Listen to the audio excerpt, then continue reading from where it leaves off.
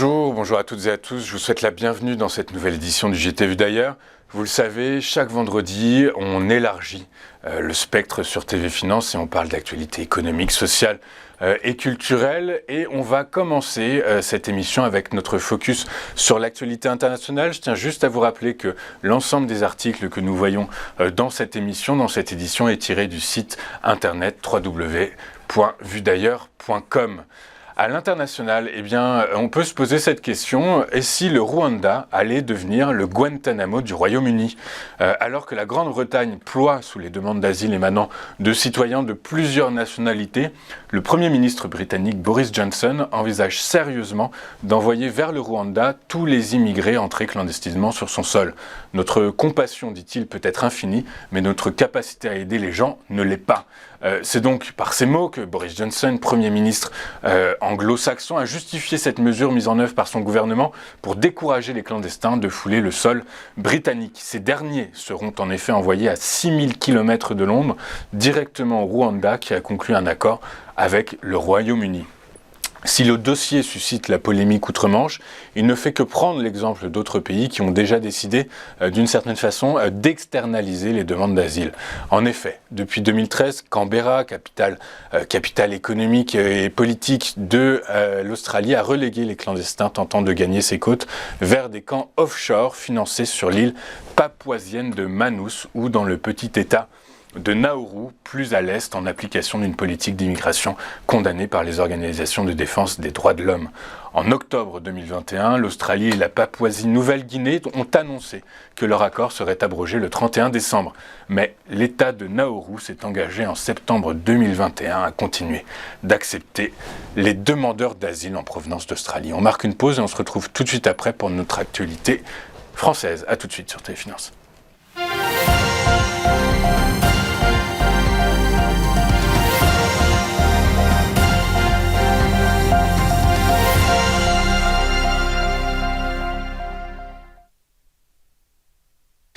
Pour ouvrir cette page française, je vous propose de jouer au jeu des différences. Différences que nous allons chercher dans les programmes des deux finalistes à l'élection présidentielle. Parce qu'en effet, tous les opposent. Sur l'éducation d'abord, Emmanuel Macron avance une idée nouvelle, donner une véritable autonomie aux établissements scolaires pour recruter les enseignants et mettre en œuvre les projets pédagogiques. Il remet en cause également la réforme sur les rythmes scolaires en laissant les communes décider de les maintenir ou pas. Marine Le Pen, elle, veut supprimer le collège unique et développer l'alternance. En matière de santé, Emmanuel Macron innove avec la création d'un service sanitaire obligeant les 40 000 étudiants en santé à faire de la prévention dans les écoles et les entreprises, et ce durant 3 mois. Marine Le Pen, quant à elle, veut instaurer un stage d'internat dans les zones sous-dotées pour lutter contre les déserts médicaux. Sur l'Europe, Marine Le Pen veut négocier à Bruxelles la sortie de l'euro et de l'espace Schengen, après quoi elle entend soumettre son projet aux Français par référendum pour rétablir le franc. Emmanuel Macron veut au contraire renforcer l'Europe via la création d'un Conseil de sécurité européen et la mise en place d'un budget propre à l'Europe. L'immigration, axe fort de la candidate frontiste, les divise tout autant. Marine Le Pen, pour Marine Le Pen, il faut réduire l'immigration à un solde annuel de 10 000 personnes sur le territoire. Elle veut supprimer le droit du sol, l'aide médicale d'État et restreindre les conditions de l'asile, c'est-à-dire le durcissement des conditions et notamment le durcissement des conditions pour le regroupement familial. Emmanuel Macron, pour sa part, veut à l'inverse réformer les conditions d'examen des demandes d'asile pour délivrer une réponse dans un délai de 8 semaines. Ce ne sont pas des différences exhaustives, mais on en a là quelques-unes, les principales. On marque une pause et on se retrouve dans un instant pour l'actualité économique et sociale. A tout de suite sur TV Finance.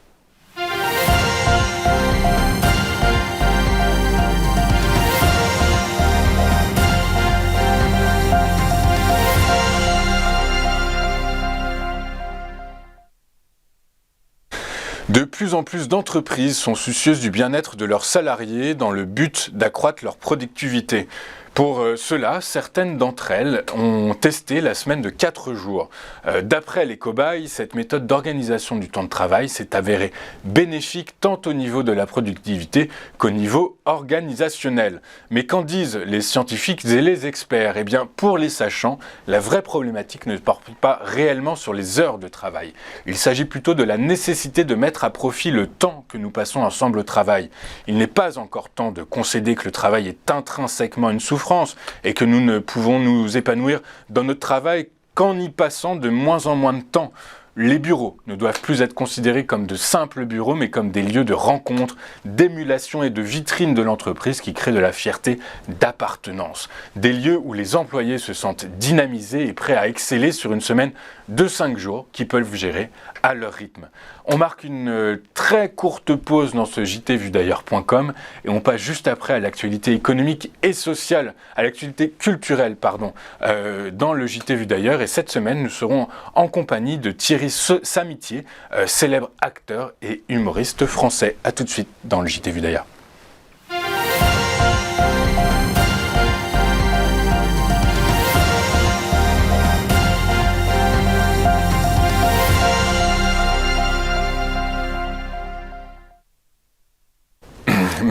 Merci de rester fidèle au JT de Vue d'ailleurs. Avant de refermer cette émission, nous allons ouvrir notre page culturelle avec notre invité, notre grand et prestigieux invité, Monsieur Thierry Samitier. Bonjour Thierry. Bonjour à tous. Bonjour, je vous remercie beaucoup d'être avec nous ce matin. Je rappelle que pour ceux qui ne vous connaîtraient pas, que vous êtes acteur, comédien, auteur et humoriste français, que l'on vous a vu sur Canal+ dans Nulle part ailleurs, à la fin des années 90, début des années 2000, et que depuis 2012, vous êtes présent dans la série archi-populaire Nos chers voisins sur TF1. Au théâtre, on a pu apprécier votre jeu dans notamment la pièce Que mes draps s'en souviennent, une pièce nombreuses fois primée, ou bien encore Nelson de Jean-Robert Charrier. Avec Chantal là-dessous. Avec la fameuse et la très célèbre et la très drôle Chantal là-dessous.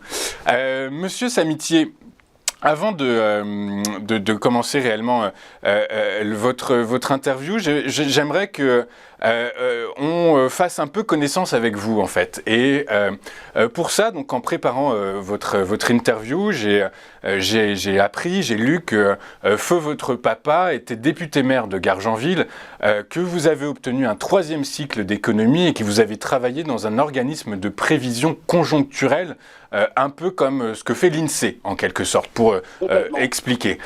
Et puis du jour au lendemain, vous vous mettez à écrire et à jouer la comédie en quelque sorte.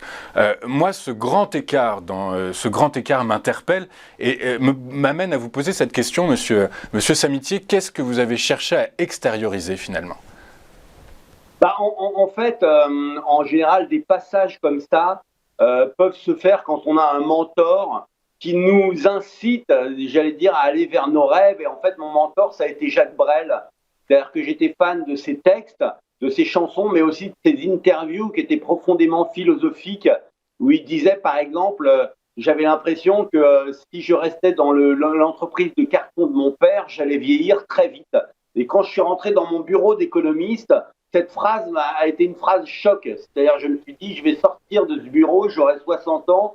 Est-ce que c'est vraiment mon destin et ma vie? Et comme j'aimais la poésie et j'aimais Coluche, j'aimais Desproges, j'aimais Brassens, j'aimais l'écriture.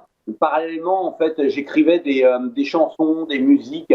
Donc ça a commencé par la chanson et ensuite j'ai écrit des sketchs, j'ai fait des one-man shows, j'ai remporté des festivals et ça m'a permis de rencontrer des producteurs. J'ai joué donc mon spectacle à Paris et c'est là en fait que Kader Aoun, qui était le bras droit de Greff à Canal+, m'a repéré et donc m'a fait chroniquer à Nulle part ailleurs. D'accord, Nulle part ailleurs qui est un véritable tremplin pour le coup, c'est l'émission phare de ce début des années 2000. Quel conseil donneriez-vous, Monsieur Samitier, à ces jeunes qui peuvent se lancer dans une carrière dont le chemin est tout tracé, dont les parents font partie de l'élite d'une certaine façon, et qui se lancent en finance, en politique, et qui finalement veulent s'écouter, veulent être ce qu'ils sont réellement finalement? En fait, je pense que l'important, c'est de regarder au fond de soi. Est-ce que je veux être artiste pour prouver des choses? Est-ce que ça vient de mon ego ou est-ce que ça vient de quelque chose de plus profond en moi, c'est-à-dire de mon âme, de mon aspiration et de ma vocation? C'est ça qui est important à déterminer. Et si ça vient vraiment du plus profond, je pense que il faut y croire et les ressources vont être données par la vie, comme l'alchimiste le dit, enfin Pablo Coelho. C'est-à-dire qu'il y a des petits anges qui vont arriver, qui vont vous donner confiance, vous aider, vous conseiller. Et je crois beaucoup à ça, en fait. D'accord, je vous remercie pour ce positivisme poétique. Monsieur Samitier, on a envie de connaître votre point de vue en tant qu'homme homme de culture sur l'actualité du moment. L'actualité du moment, c'est évidemment l'élection présidentielle française et ce fameux deuxième tour. Vous êtes en train de jouer actuellement une pièce qui s'appelle Le Choc, je crois, Le Choc Paris-Marseille. Est-ce que d'une certaine façon, on retrouve cette thématique de la dualité dans la personnalité et l'histoire des deux candidats à l'élection présidentielle? Selon donc il y a dualité, puis il y a pas dualité, c'est-à-dire que on peut considérer que la gauche n'est pas présente au deuxième tour, hein, quelque part. Donc c'est pour ça qu'il y a eu des manifestations d'étudiants relativement au choix qui nous est proposé, des manifestations d'étudiants à Sciences Po et à la Sorbonne, relativement au choix qui nous est proposé au deuxième tour. Mais en ce qui me concerne, je suis un peu contre les consignes de vote que les artistes ou les sportifs donnent au public, parce que je pense que des gens qui gagnent 300 000 euros par mois et qui passent à la télé n'ont pas du tout les mêmes objectifs, les mêmes, j'allais dire, enjeux que des personnes qui sont à 800 euros par mois et qui dérouillent. Et je pense que les personnes qui gagnent 1000 ou 1500 euros ont une conscience, une intuition qui leur permet tout autant d'avoir un choix qui leur correspond, et ils n'ont pas besoin qu'on leur donne des consignes ou des conseils. Donc voilà, c'est plutôt ma position, c'est-à-dire une position de neutralité et voilà, chacun a son choix dans l'isoloir. Chacun est responsable de son choix, effectivement, une fois arrivé dans l'isoloir. Pourtant, monsieur Samitier, laissez-moi vous poser cette petite question qui va peut-être un peu vous chatouiller, mais est-ce que finalement votre position très neutre n'est pas finalement stratégique? Je m'explique. Ça fait 2 ans que le monde de la culture en bave, en quelque sorte, entre les différents confinements, les mesures sanitaires, les théâtres sont fermés, les cinémas ont été fermés pendant très longtemps, les théâtres fermés pendant très longtemps, les opéras, tous les spectacles de rue, les festivals, etc. etc. Le monde de la culture a donc besoin de retrouver un élan. Est-ce que dans les propositions qui ont été faites par les 2 candidats, est-ce qu'il n'y en a pas eu une qui se détache plus qu'une autre? Du coup, est-ce que votre position neutre n'est pas un peu stratégique pour ne pas vous couper d'une partie peut-être de vos fans?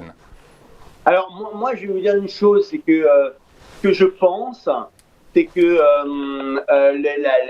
le gouvernement, et en l'occurrence la ministre de la Culture Roselyne Bachelot, a fait en gros ce qu'elle a pu, étant donné les circonstances, si vous voulez. Moi, il y a quelque chose qui me dérange bien davantage, c'est qu'en fait, lorsqu'une femme a été proche du pouvoir, c'est-à-dire proche de prendre l'investiture suprême, en l'occurrence, je pense à Ségolène Royal en 2007 ou à Christiane Taubira qui a été élue première femme de gauche il y a 2 mois, elle s'est fait immédiatement descendre dans les médias. Donc on a des médias qui se disent féministes, on défend les femmes, on est pour les femmes, mais par contre, elles ne touchent pas au pouvoir. C'est-à-dire qu'on leur donne des quotas dans les ministères, mais lorsqu'elles sont à la première marche pour prendre le pouvoir, on leur met des bâtons dans les roues. Donc je trouve ça un peu contradictoire. C'est pour ça que je préserve, j'allais dire, moi, mon esprit de neutralité sur l'élection présidentielle. Donc voilà, c'est ma vision. D'accord. C'est tout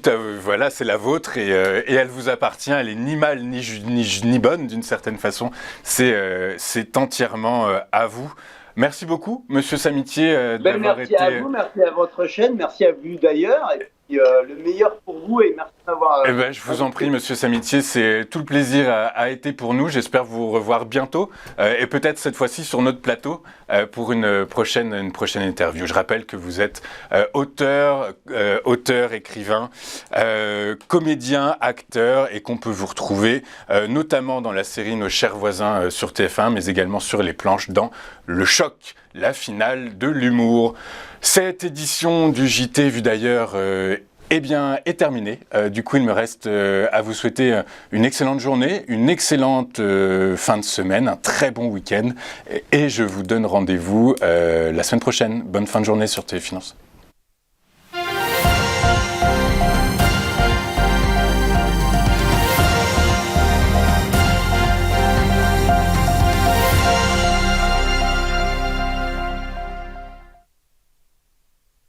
Bonjour à tous et bienvenue dans notre émission Entreprise et Innovation, votre rendez-vous innovation, développement économique et enjeux du digital sur TV Finance. Tous les jours, TV Finance met en lumière une société, un projet, des hommes et des femmes qui font l'entreprise d'aujourd'hui et de demain dans un monde en perpétuelle évolution. Pour y participer, contactez-nous sur tvfinance.fr.